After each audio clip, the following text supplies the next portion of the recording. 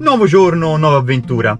Adesso lascerò le miniere di calcaferro per raggiungere Terrinca. Una volta arrivato lascerò il van e proseguirò a piedi per la grande panchina gigante delle Alpi Apuane.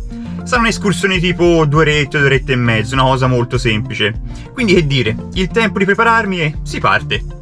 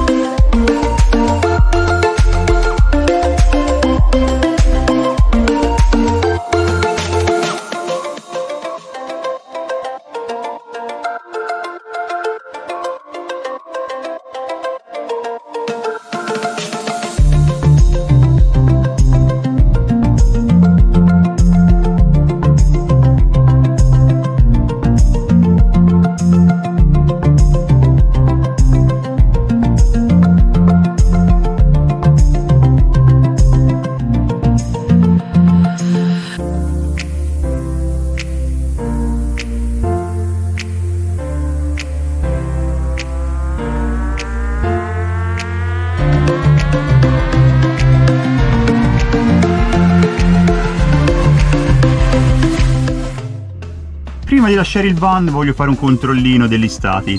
Allora, temperatura interna di 13 gradi, ma comunque in aumento, mentre la batteria dei servizi 12.4, quindi sicuramente sarà l'80%, 82%. Sì, tra luci accese, il frigo a compressore che continua a lavorare, per ora questa è l'energia che mi è rimasta, ma tanto appena arriva il sole sui pannelli solari salirà la tensione e arriverò di nuovo al 100%. Bene, bene, bene. Ok, chiudiamo il van.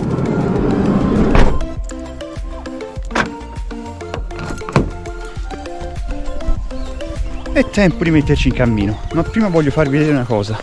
Guardate già da qui che spettacolo. Adoro vedere queste montagne in questa maniera, è come se fosse un monito per noi, per ricordarci che noi esseri umani in realtà siamo piccoli.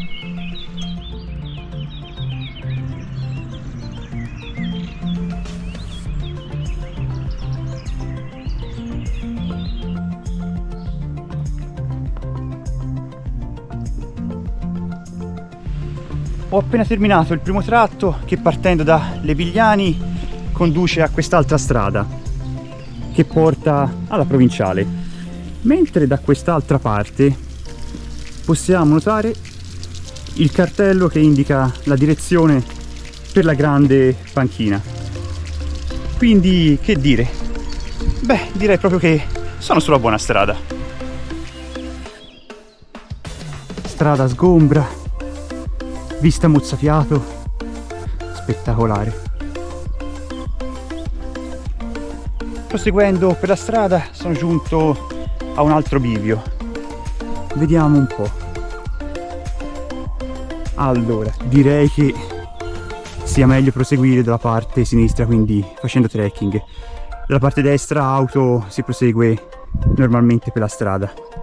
Quindi beh, scelta molto semplice.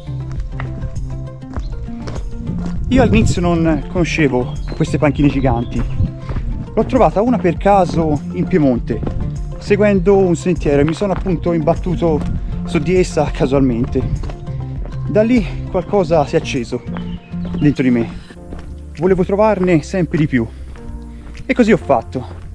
In Piemonte ne ho trovate tipo 10 o 11 mi pare, il resto in Toscana e in Valle d'Aosta. Questa panchina che visiterò oggi sarà la 18ª, considerando che ne sono state costruite circa 190-200, direi che ho ancora molta strada da fare. Vabbè, piano piano, c'è tempo, dai, c'è tempo. Comunque queste panchine, sono situate tutte in situazioni strategiche. Che cosa significa? Che sono situate appunto in punti panoramici.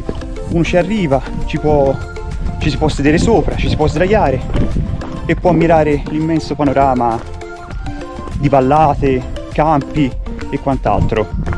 Ma non solo, la cosa interessante di queste panchine è che si può comprare un passaporto ufficiale, e una volta che si è raggiunto una panchina, ci si è fatto una foto e si è ammirato il panorama, possiamo andare in determinati punti per farci fare un timbro unico e speciale su questo passaporto.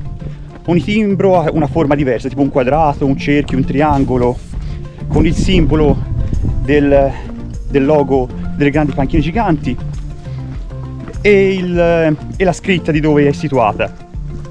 Quindi questa, cioè, è una cosa veramente carina, cioè come se fosse anche una specie di souvenir, e in più ti fa scoprire luoghi che non conoscevi. Quindi davvero cercate queste panchine, vedrete che ne rimarrete profondamente soddisfatti. Appena l'ho visitata vi farò vedere anche il passaporto.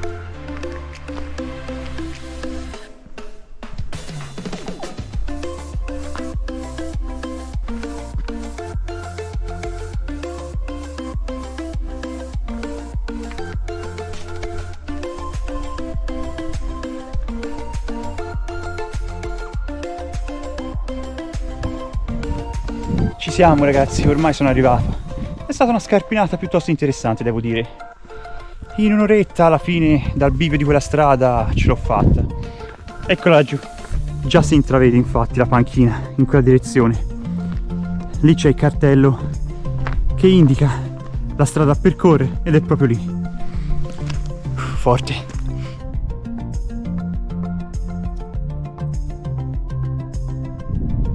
La panchina gigante con il suo colore verde è veramente carina. Peccato ci sia le nuvole, se no i raggi del sole avrebbero fatto risplendere di più il suo colore. Ma comunque è veramente, veramente bella. Ovviamente situata in una posizione strategica, quindi un panorama veramente eccezionale, eccezionale.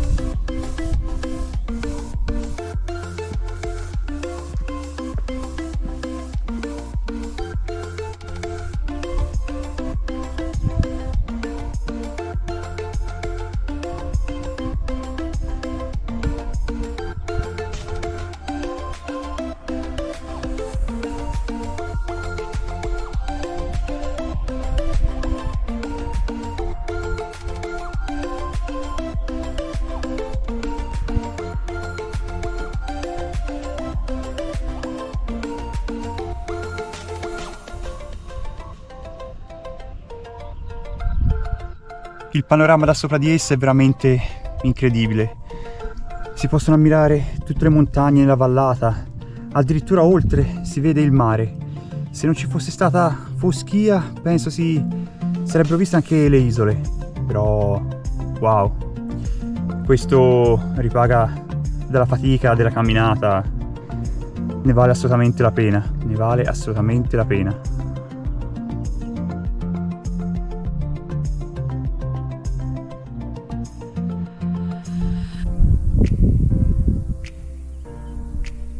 Qui c'è addirittura una leggenda con tutti i nomi delle montagne presenti. Almeno uno, mentre vede il panorama, può farsi un'idea di quello che effettivamente sta guardando.